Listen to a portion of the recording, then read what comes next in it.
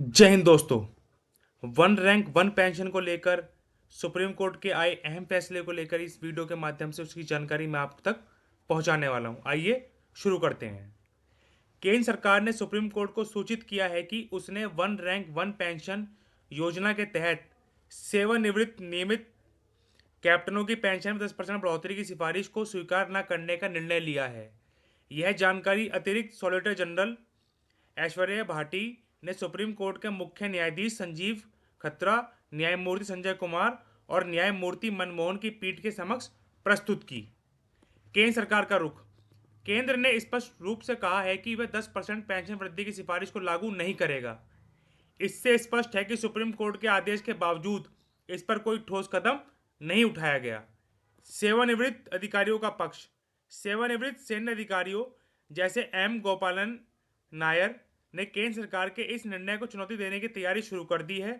उन्होंने supreme court से समय की मांग की है ताकि वह इस निर्णय के खिलाफ अपना पक्ष मजबूत कर सकें।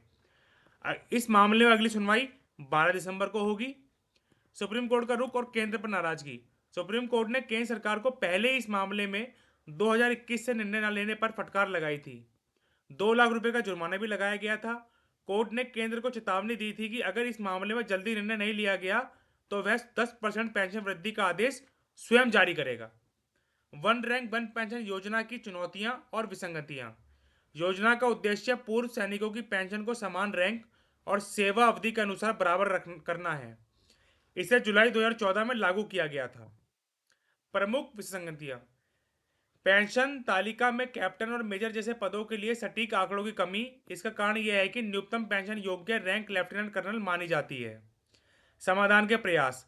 2016 में रक्षा मंत्रालय ने इन समस्याओं को हल करने के लिए वन मैन जुडिशियल कमेटी ओएमजेसी नियुक्त की थी।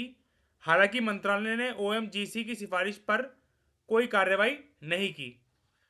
कोची स्थित एएफटी का आदेश। कोची स्थित सशस्त्र बल ट्रिब्यूनल ने मंत्रालय को निर्देश दिया था कि वह इन विसंगतियों को समयबद्ध तरीके से हल करेगा, लेकिन यह मामला अभी भी लंबित है।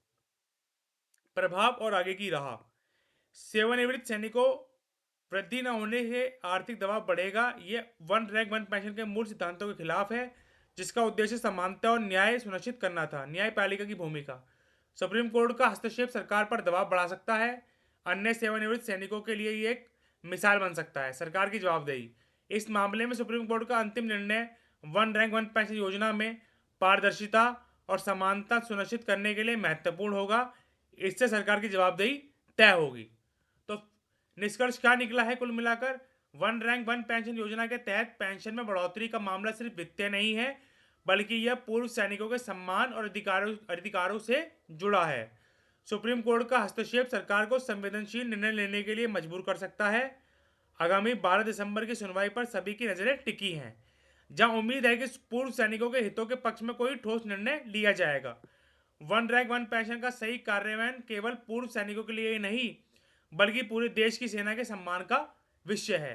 तो जैसे ही 12 दिसंबर में इसकी सुनवाई होती है और जैसे ही सुप्रीम कोर्ट का कोई फैसला वन रैंक वन पेंशन में इस बढ़ोतरी को लेकर आता है, तो मैं तुरंत इस चैनल के माध्यम से एक वीडियो बना के उसकी जानकारी आप लोगों तक पहुंचा दूंगा। वीडियो अच्छा लगा तो लाइक करिएगा, चैनल को सब्सक्राइब करिएगा। जय हिंद, जय भारत।